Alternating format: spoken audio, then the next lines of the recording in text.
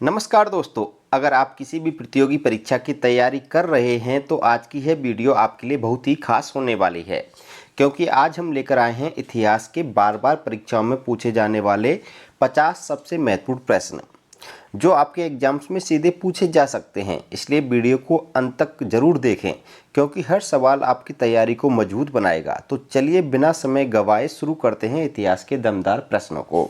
हमारा पहला प्रश्न है कि स्त्रीधन शब्द का पहली बार उल्लेख किस ग्रंथ में हुआ था। यानी ऐसा कौन सा ग्रंथ है जो स्त्रीधन का सबसे पहले क्या करता है, उल्लेख करता है। इसका सही आंसर होगा अर्थशास्त्र, यानी ऑप्शन नंबर बी इस क्वेश्चन का क्या है, बिल्कुल करेक्ट आंसर है। नेक्स्ट क्वेश्चन से देखिएगा कि राजस्थान में सूर्य का सबसे प्राचीन मंदिर कहाँ पर स्थित है।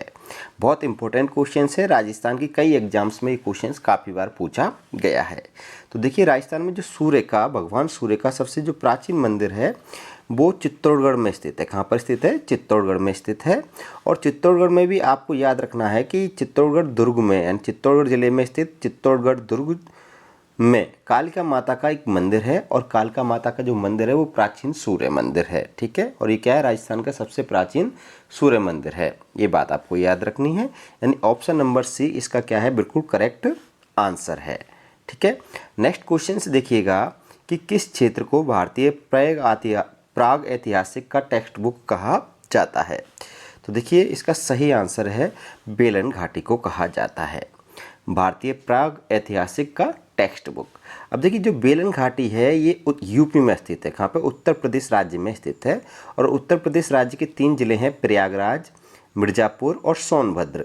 इन तीनों जिलों में क्या है कि इस बेलन घाटी का क्या है, विस्तार है। ये बात आपको याद रखनी है, प्रयागराज, मिर्ज़ापुर और सोनभद्र में। यानी ऑप्शन नंबर ए इसका क्या है, बिल्कुल करेक्ट आंसर है। ये बात आपको नोट करनी है। बात करते हैं हम अपने नेक्स्ट क्वेश्चन की। नेक्स्ट क्वेश्चन है हमारा कि सातवाहन कालीन भट्टी प्रोलु अभिलेख किस धातु से निर्मित था। यहाँ पे धातु पूछी जा रही है, यानी ये अभिलेख है भट्टी प्रोलु इसका नाम है और एक धातु से निर्मित है। ठीक है, और ये क्या है, सातवाहन वंश के काल में लिखा गया था ये अभिलेख। और ये अगर जगह भी अगर आपसे पूछ ले कोई कि जगह कहाँ पर है, किस जगह पर है, तो भट्टी प्रोलु जो अभिलेख मिला था वो आंध्र प्रदेश राज्य में गुंटूर जिले में मिला था। कहाँ से मिला था, गुंटूर जिले में मिला था, आंध्र प्रदेश के गुंटूर जिले में। ये बात आपको याद रखनी है। और यहाँ पे एक चीज़ याद रखनी कि इस अभिलेख में राजा कुबेर का उल्लेख है। किसका उल्लेख है, कुबेर नाम के राजा का क्या है, उल्लेख है। ये बात आपको याद रखनी है। जो ये भट्टी प्रोलु अभिलेख है ये चांदी की धातु से बना है। किससे बना है, चांदी की धातु से बना है। यानी ऑप्शन नंबर सी इसका क्या है, बिल्कुल करेक्ट आंसर है। बात करते हैं नेक्स्ट अगले क्वेश्चंस की कि किस प्राग ऐतिहासिक स्थल से भारत की प्राचीनतम झोंपड़ियों के प्रमाण मिले हैं। देखिए भारत में प्राचीनतम झोंपड़ियों के जो प्रमाण हैं वो मिले हैं पैसरा नामक स्थल से। किससे मिले हैं, पैसरा नामक स्थल से मिले हैं। और ये जो पैसरा नामक स्थल है ये भारत के बिहार राज्य में स्थित है। कहाँ पर स्थित है, बिहार में स्थित है। यानी ऑप्शन नंबर ए इस क्वेश्चन का क्या है, बिल्कुल करेक्ट आंसर है। अपना नेक्स्ट क्वेश्चन देखिएगा कि भारत में प्राचीनतम चूल्हे के पुरातात्विक अवशेष कहाँ से मिले हैं। चूल्हे के पुरातात्विक स्थल सबसे पहले कहाँ मिले हैं, तो याद रखना है कि चूल्हे के जो पुरातात्विक अवशेष हैं वो बिलासुरगाम नामक स्थल से मिले हैं। और जो बिलासुरगाम नामक स्थान है ये आंध्र प्रदेश में स्थित है। कहाँ पर है, आंध्र प्रदेश राज्य में स्थित है और आंध्र प्रदेश राज्य के कुरनूल में स्थित है। कहाँ पर स्थित है, कुरनूल में स्थित है। ये बात आपको याद रखनी है। नेक्स्ट क्वेश्चन है हमारा कि पालतू भैंस का प्राचीनतम साक्ष्य भारतीय उपमहाद्वीप में कहाँ से प्राप्त होता है। यानी सबसे पहला साक्ष्य, प्राचीनतम साक्ष्य, वो भी भारतीय उपमहाद्वीप में, यानी पूरे उपमहाद्वीप में सबसे पहले कहाँ मिलता है पालतू भैंस का। तो याद रखना है इसका सही आंसर है मेहरगढ़ से मिलता है। और जो मेहरगढ़ है वर्तमान में, अगर इसकी जगह याद रखना है, वर्तमान में बलूचिस्तान में स्थित है। कहाँ पर स्थित है, बलूचिस्तान पाकिस्तान में स्थित है मेहरगढ़ नामक ये स्थान। ये बात आपको नोट करनी है। क्लियर हो गया, यानी ऑप्शन नंबर ए इसका क्या है, बिल्कुल करेक्ट आंसर है। ठीक है, नेक्स्ट क्वेश्चन देखिएगा कि भारतीय उपमहाद्वीप में धान यानी चावल की खेती के प्राचीनतम पुरातात्विक साक्ष्य कहाँ से मिले हैं। यानी चावल के सबसे प्राचीन साक्ष्य किस स्थान से मिले हैं, तो इसका भी सही आंसर है कोल्डी हवा से मिले हैं। कहाँ से मिले हैं, कोल्डी हवा से मिले हैं। और ये जो कोल्डी हवा नामक जो स्थान है ये यूपी में स्थित है, यानी उत्तर प्रदेश में स्थित है। उत्तर प्रदेश में भी कहाँ पर, प्रयागराज में। किस राज्य जिले में है, प्रयागराज नामक जिले में कोल्डिहवा नामक स्थल स्थित है और यहाँ से क्या है, चावल की खेती के सबसे प्राचीनतम साक्ष्य मिले हैं। यानी ऑप्शन नंबर ए इस क्वेश्चन का क्या है, बिल्कुल करेक्ट आंसर है। नेक्स्ट क्वेश्चन देखिएगा कि प्राचीन भारत में कृषि के प्राचीनतम उल्लेख कहाँ से मिलते हैं। यानी कृषि के, खेती के सबसे प्राचीनतम जो उल्लेख है वो कहाँ से मिले हैं, भारतीय उपमहाद्वीप में। तो याद रखना है मेहरगढ़ से मिले हैं। मैंने अभी बताया कि मेहरगढ़ बलूचिस्तान पाकिस्तान में स्थित स्थल है वर्तमान में। और यानी ऑप्शन नंबर ए इस क्वेश्चन का क्या है, बिल्कुल करेक्ट आंसर है। और ये जो क्वेश्चंस मैं यहाँ पे पढ़ा रहा हूँ ये एग्जाम्स में बार बार रिपीट होकर पूछे जाने वाले क्वेश्चंस हैं और इनमें से क्वेश्चंस अवश्य पूछे जाते हैं। नेक्स्ट अगला क्वेश्चन है कि किस पुरातात्विक स्थल से पशुपालन का प्राचीनतम साक्ष्य प्राप्त हुए हैं। यानी पशु पालने के सबसे प्राचीनतम साक्ष्य कहाँ से मिले हैं। ठीक है, तो इसका सही आंसर है बागोर से मिले हैं। कहाँ से मिले हैं, बागोर से मिले हैं। और जो बागोर नामक स्थल है ये राजस्थान के भीलवाड़ा जिले में स्थित है। कहाँ पर स्थित है, भीलवाड़ा राजस्थान में स्थित है। ये बात आपको याद रखनी है, राजस्थान में। क्लियर पॉइंट हो गया। यानी ऑप्शन नंबर ए इस क्वेश्चन का हमारा क्या है, बिल्कुल करेक्ट आंसर है। नेक्स्ट क्वेश्चन देखिएगा कि हड़प्पा निवासियों को किसके साथ समुद्री मार्ग से संपर्क था। यानी याद रखना है कि हड़प्पा जो निवासी थे उनके किसके साथ समुद्री व्यापार करते थे वो, तो या और समुद्री मार्ग से आना जाना रहता था उनका। तो याद रखना है वो मेसोपोटामिया की सभ्यता के लोगों से हड़प्पा वासियों को क्या था, व्यापारिक संबंध था। उनके साथ ये इम्पोर्ट एक्सपोर्ट का बिजनेस करते थे और समुद्री मार्ग से आते और जाते थे। नेक्स्ट क्वेश्चन देखिएगा कि सिंधु सभ्यता का कौन सा नगर 3 भागों यानी गढ़ी, मध्य और निचला नगर में विभक्त था। तो याद रखना है इसका सही आंसर है धौलावीरा। यानी ऑप्शन नंबर सी इसका बिल्कुल क्या है, करेक्ट आंसर है। देखिए धौलावीरा जो नगर है इसके बारे में भी आप जान लीजिए कि ये कच्छ गुजरात में स्थित है। ये जो स्थल कहाँ से मिला है, कच्छ गुजरात से मिला है। यानी कच्छ गुजरात में इस स्थल की खोज की गई थी और इस स्थल की जो खोज की थी वो 1968 में जगपति जोशी ने की थी। किसने की थी, जेपी जोशी ने की थी। जगपति जोशी ने इस स्थल की खोज की थी। और 1990 में इस स्थल का क्या हुआ था, उत्खनन हुआ था और रविंद्र सिंह बिष्ट ने इसकी क्या किया था, रविंद्र सिंह बिष्ट ने इसकी खुदाई की थी। ये बात आपको याद रखनी है। यहाँ से क्या है कि एक पत्थर का साइन बोर्ड मिला है, ये बहुत इंपॉर्टेंट है। और यहाँ पे क्या है कि पानी की निकासी की क्या है, अच्छी व्यवस्था थी। ये बात याद रखना है। और सबसे इम्पोर्टेंट बात जो हमने क्वेश्चन में लिखी है वो यही है कि ये जो नगर है ये 3 हिस्सों में विभक्त था। ठीक है, हम कह सकते हैं और कि एक तो गढ़ था, एक निचला मध्य शहर था और दूसरा क्या था, निचला शहर था। जबकि सिंधु घाटी सभ्यता के स्थलों में क्या होता था कि 2 भागों में शहर होता था। एक गढ़ होता था, उस गढ़ की क्या होती थी, बाउंड्री होती थी, जबकि जो निचला शहर होता था वो खुला होता था। नेक्स्ट क्वेश्चन देखिएगा कि सिंधु घाटी सभ्यता किस प्रकृति की सभ्यता थी। बहुत इंपॉर्टेंट क्वेश्चन है ये। देखिए सिंधु घाटी की जो सभ्यता है वो शहरी सभ्यता थी। कैसी सभ्यता थी, शहरी सभ्यता थी, यानी नगरीय सभ्यता थी। यहाँ के निवासी शहरी थे, नगरीय थे। यानी यहाँ के जो मकान थे वो पक्की ईंटों से बने हुए थे। ये बात याद रखनी है। ऑप्शन नंबर बी इस क्वेश्चन का क्या है, बिल्कुल करेक्ट आंसर है। नेक्स्ट क्वेश्चन देखिएगा कि सर्वाधिक हड़प्पीय पुरास्थल किस नदी के किनारे पाए गए हैं। देखिए सिंधु घाटी सभ्यता के अब तक लगभग 1500 नगरों की खोज हो चुकी है। उन नगरों में सबसे ज़्यादा जो नगर हैं वो सरस्वती नदी के किनारे मिले हैं। ठीक है, ये बात आपको याद रखनी है। इंपॉर्टेंट क्वेश्चन है, यानी ऑप्शन नंबर सी इसका बिल्कुल करेक्ट आंसर है। नेक्स्ट अगला क्वेश्चन है कि सिंधु घाटी के लोगों को किस खेल की जानकारी थी। इंपॉर्टेंट क्वेश्चन है। यानी सिंधु घाटी सभ्यता के जो लोग हैं वो पांसे के खेल के बारे में जानते थे। किसके बारे में जानते थे, पांसे के खेल के बारे में जानते थे। यानी ऑप्शन नंबर सी इसका क्या है, बिल्कुल करेक्ट आंसर है। नेक्स्ट अगला क्वेश्चन है हमारा कि मोहनजोदाड़ो के महान स्नानागार, बहुत इंपॉर्टेंट है ये, की खोज किसने की थी, जिसे तत्कालीन विश्व का आश्चर्यजनक निर्माण बताया गया और जो 11.88 मीटर लंबा और 7.01 मीटर चौड़ा और 2.43 मीटर गहरा था। यानी सिंधु घाटी सभ्यता का जो सर्वाधिक संपन्न नगर था वो मोहनजोदारो था। ठीक है, और जो ये मोहनजोदारो जो नगर है ये सिंध प्रांत पाकिस्तान में स्थित है। कहाँ पर स्थित है, इस समय पाकिस्तान में स्थित है, सिंध प्रांत में। ठीक है, सिंध प्रांत पाकिस्तान में स्थित है।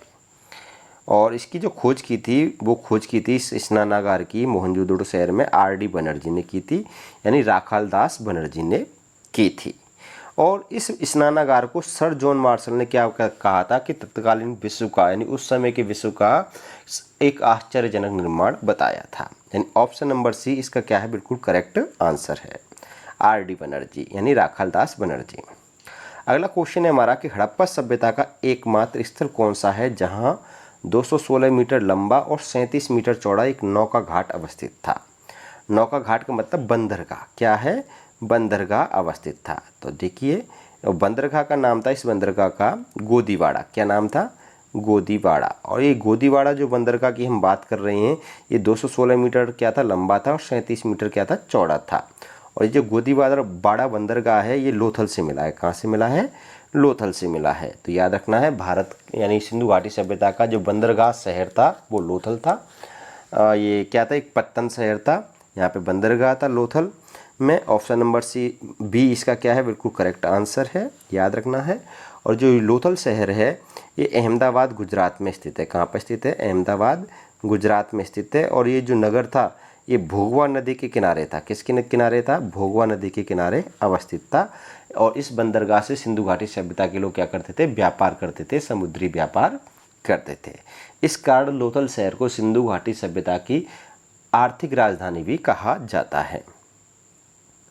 नेक्स्ट क्वेश्चन है हमारा कि सिंधु घाटी सभ्यता का प्रसिद्ध नगर हड़प्पा किस नदी के किनारे स्थित था। देखिए सिंधु घाटी सभ्यता का सबसे प्राचीन जो नगर है हड़प्पा वो रावी नदी के किनारे स्थित था। किसके किनारे स्थित था, रावी नदी के किनारे स्थित था। यानी ऑप्शन नंबर सी इसका क्या है, बिल्कुल करेक्ट आंसर है। और जो हड़प्पा जो शहर है इसके बारे में भी याद रखिएगा कि ये पाकिस्तान में स्थित है। पाकिस्तान के पंजाब प्रांत में लरकाना नामक स्थान पर ये क्या है, स्थित है। पंजाब के यानी पाकिस्तान के पंजाब प्रांत में हड़प्पा स्थल वर्तमान में स्थित है। अगला क्वेश्चन है कि स्वतंत्रता के उपरांत भारत के किस प्रांत में सबसे अधिक सैंदव पुरास्थल खोजे गए थे। यानी 1947 के बाद में भारत में सबसे ज़्यादा खुदाई किस प्रांत में हुई थी सिंधु घाटी सभ्यता के स्थलों की। तो इसका सही आंसर है गुजरात। यानी ऑप्शन नंबर सी इसका क्या है, बिल्कुल करेक्ट आंसर है। नेक्स्ट अपना क्वेश्चन है कि सिंधु घाटी सभ्यता का एकमात्र पुरास्थल कौन सा था जो दुर्गीकृत नहीं था।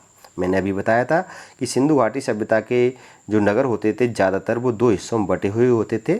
उनमें एक क्या होता था, गढ़ होता था और एक निचला शहर होता था। जो गढ़ होता था उसकी क्या हो रही होती थी, बाउंड्री हो रही होती थी। लेकिन सिंधु घाटी सभ्यता का एकमात्र ऐसा कौन सा नगर था जिसके किसी भी हिस्से में कोई भी बाउंड्री नहीं हो रही थी, कोई भी गढ़ नहीं था, कोई भी दुर्ग नहीं था। वो शहर है चन्हुदड़ो। कौन सा है, चन्हुदड़ो। यानी ऑप्शन नंबर ए इसका क्या है, बिल्कुल करेक्ट आंसर है, याद रखना है। दुर्गीकृत शहर नहीं था, यहाँ पे दुर्ग के कोई भी साक्ष्य नहीं मिले हैं चन्हुदड़ो से। और ये जो शहर चन्हुदड़ो ये भी क्या है, पाकिस्तान में स्थित है। वर्तमान में पाकिस्तान के सिंध प्रांत में ये क्या है, ये शहर वर्तमान में स्थित है। अगला क्वेश्चन कौन सा है हमारा, नेक्स्ट क्वेश्चन है कि सिंधु घाटी सभ्यता का एकमात्र स्थल कौन सा था जिसका निचला शहर भी दुर्गीकृत था। ठीक है, तो ये इंपॉर्टेंट क्वेश्चन है। मैंने अभी बताया कि सिंधु घाटी सभ्यता के जो नगर होते थे वो दो हिस्सों में होते थे। एक हिस्से का क्या है, जो गढ़ होता था उसकी बाउंड्री हो रही होती थी। लेकिन यहाँ क्वेश्चन पूछा गया कि ऐसा कौन सा स्थल था जिसका निचला जो शहर था जिसकी बाउंड्री नहीं होती थी उसकी भी क्या हो रही होती, बाउंड्री हो रही थी। तो वो शहर था अपना कालीबंगा। कौन सा था, कालीबंगा था। ऑप्शन नंबर 20 का क्या है, बिल्कुल करेक्ट आंसर है। ये कालीबंगा शहर घग्गर नदी के किनारे अवस्थित था जो वर्तमान में राजस्थान के हनुमानगढ़ जिले में अवस्थित है। ठीक है, ये बात याद रखनी है। नेक्स्ट क्वेश्चन है हमारा कि भारत में रेशम का प्राचीनतम साक्ष्य किस पुरास्थल से प्राप्त होता है। तो इसका सही आंसर है नेवासा। यानी ऑप्शन नंबर ए इसका क्या बिल्कुल करेक्ट आंसर है। यहाँ नेवासा से क्या है, रेशम के सबसे प्राचीनतम साक्ष्य मिले हैं। और नेवासा जो है ये महाराष्ट्र में स्थित है, ये महाराष्ट्र में अवस्थित है। ये शहर कहाँ पर है, महाराष्ट्र में है। नेक्स्ट अगला क्वेश्चन है कि मेसोपोटामिया के निवासी सिंधु प्रदेश को किस नाम से जानते थे। इंपॉर्टेंट क्वेश्चन है, याद रखना है आपको कि जो मेसोपोटामिया के जो निवासी हैं वो सिंधु प्रदेश को मेलुहा के नाम से जानते थे। यानी ऑप्शन नंबर बी इसका क्या है, बिल्कुल करेक्ट आंसर है। अगला क्वेश्चन हमारा कि हड़प्पा सभ्यता में किस लिपि का प्रयोग किया गया है। देखिए हड़प्पा सभ्यता में चित्रात्मक यानी भाव चित्रात्मक लिपि का प्रयोग किया गया है। इसके क्या है, चित्रात्मक लिपि यहाँ पे प्रयोग की जाती थी हड़प्पा सभ्यता में। इंपॉर्टेंट क्वेश्चन है, याद रखिएगा। ऑप्शन नंबर सी इसका बिल्कुल करेक्ट आंसर है। अगला क्वेश्चन है कि सिंधु घाटी सभ्यता की सर्वोत्तम कलाकृतियाँ किसे माना गया है। बिल्कुल बहुत अच्छा क्वेश्चन है, बहुत ज़्यादा एग्जाम्स में पूछा गया है। इसका सही आंसर है मोहरों को, यानी ऑप्शन नंबर सी इसका बिल्कुल करेक्ट आंसर है। देखिए सिंधु घाटी सभ्यता की जो मोहरें होती थी वो गोलाकार, अंडाकार, चौकोर, बेलनाकार होती थी, लेकिन उनमें सबसे ज़्यादा जो लोकप्रिय थी वो चौकोर मोहरें सबसे ज़्यादा लोकप्रिय थी सिंधु घाटी सभ्यता में। ये सभी सेल खड़ी यानी टेराकोटा से बनी हुई होती थी। सेल खड़ी यानी टेराकोटा, पकी हुई मिट्टी से बनी हुई होती थी। आग में पकी हुई जो मिट्टी होती थी उसको टेराकोटा या सेल खड़ी बोला जाता है। उससे ये सारी मोहरें बनी हुई होती थी।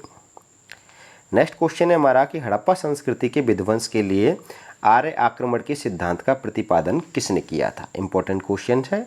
सही आंसर है सर मार्टिमर व्हीलर ने किया था, यानी ऑप्शन नंबर बी इसका हमारा बिल्कुल करेक्ट आंसर है। नेक्स्ट क्वेश्चन है हमारा कि प्राचीन भारत में लंबाई नापने की इकाई क्या कहलाती थी। इसका क्वेश्चन का सही आंसर है रक्तिका, यानी ऑप्शन नंबर ए इसका बिल्कुल करेक्ट आंसर है। नेक्स्ट अगला क्वेश्चन है कि स्वास्तिक प्रतीक का उदय किस काल में हुआ था। देखिए स्वास्तिक चिन्ह आप अभी जानते हैं हमारे भारतीय धर्म में, हमारे हिंदू धर्म में स्वास्तिक चिन्ह का एक अपना ही महत्व होता है। और ये जो स्वास्तिक चिन्ह है, ये जो प्रतीक है, सबसे पहले मिला था सिंधु घाटी सभ्यता की खुदाई से। उत्खनन के दौरान ये चिन्ह प्राप्त हुआ था। तो याद रखना है कि जो स्वास्तिक चिन्ह है वो सिंधु काल का क्या है, हमारी भारतीय संस्कृति के लिए देन है एक तरीके से। ठीक है। नेक्स्ट अगला क्वेश्चन है हमारा कि वैदिक कालीन संस्कृति किस प्रकृति की थी। तो याद रखना है वैदिक कालीन संस्कृति ग्रामीण प्रकृति की थी। ठीक है, इंपॉर्टेंट है। जबकि मैंने अभी बताया सिंधु घाटी सभ्यता शहरी प्रकृति की थी और वैदिक कालीन संस्कृति कैसी थी, ग्रामीण सभ्यता थी। ठीक है। नेक्स्ट क्वेश्चन है हमारा कि विक्रमशिला विश्वविद्यालय की स्थापना किसने की थी। इंपॉर्टेंट क्वेश्चन है। चारों ऑप्शंस हैं। इसका सही आंसर है धर्मपाल ने की थी विक्रमशिला विश्वविद्यालय की स्थापना। ऑप्शन नंबर 20 का बिल्कुल करेक्ट आंसर है। नेक्स्ट अगला क्वेश्चन है कि ऋग्वैदिक काल में सर्वशक्तिमान देवता कौन था। इसका सही आंसर है इंद्र थे। ठीक है, ऑप्शन नंबर सी इसका बिल्कुल करेक्ट आंसर है। देखिए इंद्र को ऋग्वैदिक काल में सबसे शक्तिशाली देवता माना गया है और सबसे ज़्यादा श्लोक ऋग्वेद में इंद्र को ही समर्पित हैं। और इंद्र को ऋग्वैदिक काल में पुरंदर कहा जाता था, यानी किलों को तोड़ने वाला कहा जाता था। किलों को तोड़ने वाला पुरंदर के नाम से इनको जाना जाता था। अगला क्वेश्चन है हमारा कि भारतीय राष्ट्रीय प्रतीक चिन्ह में अंकित सत्यमेव जयते कहाँ से लिया गया है। तो इसका सही आंसर है मुंडक उपनिषद से लिया गया है, यानी ऑप्शन नंबर बी इसका बिल्कुल करेक्ट आंसर है।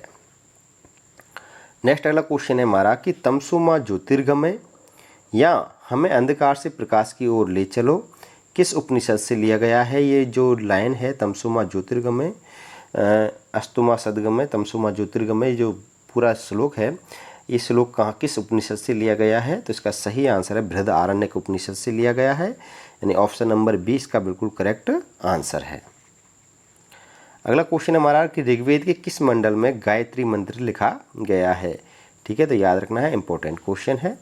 ऋग्वेद के तीसरे मंडल में गायत्री मंत्र लिखा गया है और ये तीसरे मंडल से लिया गया है गायत्री मंत्र को ऋग्वेद के। और तीसरे मंडल में जो गायत्री मंत्र को लिखा था वो लिखा था गुरु विश्वामित्र ने लिखा था। किसने लिखा था, गुरु विश्वामित्र के द्वारा ये मंत्र लिखा गया है और ये सावित्री देवता को समर्पित है। किसको समर्पित है, सावित्री देवता को समर्पित है। नेक्स्ट अगला क्वेश्चन है हमारा कि किस ग्रंथ में सर्वप्रथम अवतारवाद की चर्चा की गई है। इसका सही आंसर है भगवत गीता में, यानी ऑप्शन नंबर सी बिल्कुल करेक्ट आंसर है। नेक्स्ट क्वेश्चन है हमारा कि किस ग्रंथ में इतिहास पुराण को पंचम वेद कहा गया है। तो इसका सही आंसर है छंदोग्य उपनिषद में, यानी ऑप्शन नंबर बी हमारा बिल्कुल करेक्ट आंसर है। छंदोग्य उपनिषद सबसे प्राचीन उपनिषद भी माना जाता है, ये बात भी आपको याद रखनी है। नेक्स्ट अगला क्वेश्चन है हमारा कि किस उपनिषद में चारों आश्रमों का सर्वप्रथम उल्लेख मिलता है। तो ऑप्शन नंबर 20 का बिल्कुल करेक्ट आंसर है, यानी जवालो उपनिषद में चारों आश्रमों का क्या मिलता है, सबसे पहले उल्लेख मिलता है। नेक्स्ट अगला क्वेश्चन है कि वैदिक साहित्य में सभा और समिति को किस देवता की दो पुत्रियां कहा गया है। तो देखिए वैदिक साहित्य में यानी अथर्ववेद में, किसमें, अथर्ववेद में ये बात कही गई है कि सभा और समिति प्रजापति की क्या है, दो पुत्रियां हैं। तो इसका सही आंसर होगा प्रजापति, यानी ऑप्शन नंबर सी इसका क्या है, बिल्कुल करेक्ट आंसर है। नेक्स्ट अगला क्वेश्चन है एशिया माइनर के भोगाजगोई अभिलेख में किन वैदिक देवताओं का उल्लेख मिलता है? बहुत इंपॉर्टेंट क्वेश्चन है। यहाँ से 4 देवताओं का उल्लेख मिलता है जिनके नाम है इंद्र, मित्र, वरुण और नासत्य। चारों देवता हैं। ऑप्शन नंबर बी इसका क्या है? बिल्कुल करेक्ट आंसर है। नेक्स्ट अगला क्वेश्चन है कि राजा सुदास जिसके विषय में ऋग्वेद में वर्णन है, उसने 10 राजाओं को क्या किया था? पराजित किया था। वह किस जन से संबंधित था? किस जन से था? तो याद रखना है वो त्रितसु जन से संबंधित था। ऑप्शन नंबर बी बिल्कुल क्या है? इसका करेक्ट आंसर है। राजा सुदास ने पुरुषणी नदी के युद्ध यानी रावी नदी के युद्ध या पुरुषणी नदी के युद्ध में क्या है? 10 राजाओं को 10 जनों को क्या किया था? पराजित किया था। प्रसिद्ध 10 राज्य युद्ध के नाम से इसको जाना जाता है। 10 राज्य युद्ध में, ठीक है, क्या किया था? जिसको पुरुषणी नदी या रावी नदी के तट पर हुआ था, जिसमें 10 राजाओं को पराजित किया था 10 राजा सुदास ने। नेक्स्ट अगला क्वेश्चन है कि भारतीय भाषा का प्राचीनतम अभिलेखीय प्रमाण कहाँ से मिलता है? तो याद रखना है इसका सही आंसर है इराक से। यानी इराक से सबसे पहले क्या है? सबसे प्राचीनतम अभिलेखीय प्रमाण मिलता है भारतीय भाषा का। अगला क्वेश्चन है हमारा कि भारत में कहाँ पर भोजपत्र यानी भारत में बहुप्रचलित लेखन सामग्री का प्राचीनतम साक्ष्य पाया गया है? क्या पाया गया है? साक्ष्य पाया गया है। ये बात याद रखनी है। तो इसका सही आंसर है कि भोजपत्र का सबसे जो प्राचीनतम साक्ष्य है वो मिला है श्रृंगवेरपुर से। कहाँ से मिला है? श्रृंगवेरपुर से मिला है। और वर्तमान में इसको सिंगरौर के नाम से जाना जाता है। सिंगरौर के नाम से जाना जाता है इस स्थल को, श्रृंगवेरपुर को। और ये क्या है? प्रयागराज यूपी में स्थित है। कहाँ पे? प्रयागराज। ये स्थल कहाँ पर अवस्थित है? कि उत्तर प्रदेश के प्रयागराज जिले में ये स्थल अवस्थित है। अगला क्वेश्चन है हमारा कि युद्ध का प्रारंभ मनुष्यों के मस्तिष्क में होता है, यह किस ग्रंथ में उल्लेखित है? तो इसका सही आंसर है अथर्ववेद में। यानी ऑप्शन नंबर बी इसका बिल्कुल करेक्ट आंसर है। नेक्स्ट अगला क्वेश्चन है कि प्राचीन भारत का पहला प्रसिद्ध ज्योतिष शास्त्र का ज्ञाता कौन था? तो इसका सही आंसर है आर्यभट्ट। यानी ऑप्शन नंबर सी इसका बिल्कुल करेक्ट आंसर है। नेक्स्ट अगला क्वेश्चन है कि जिस वेद की रचना गद्य एवं पद्य दोनों में की गई उसका नाम क्या है? तो देखिए उसका नाम है यजुर्वेद। क्या नाम है? यजुर्वेद है। ऑप्शन नंबर सी इसका बिल्कुल क्या है? करेक्ट आंसर है। नेक्स्ट अगला क्वेश्चन है कि वैदिक युग की सर्वाधिक प्राचीनतम संस्था कौन सी थी? तो याद रखना है वैदिक युग की सबसे प्राचीनतम संस्था थी विद। ठीक है, ऑप्शन नंबर सी इसका क्या है? बिल्कुल करेक्ट आंसर है। नेक्स्ट अगला क्वेश्चन है कि ऋग्वेद के किस मंडल में शूद्र शब्द का उल्लेख हुआ है? तो याद रखना है इसका सही आंसर है 10वें मंडल में हुआ है। ऑप्शन नंबर सी इसका बिल्कुल करेक्ट आंसर है।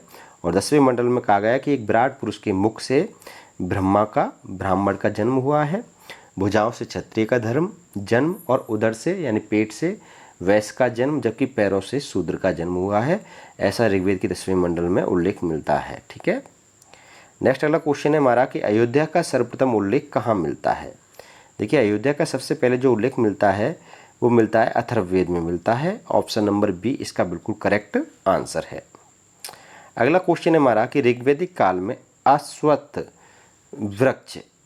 वृक्ष किसे कहा जाता था? तो इसका सही आंसर है पीपल के वृक्ष को कहा जाता था। ऑप्शन नंबर सी इसका बिल्कुल करेक्ट आंसर है।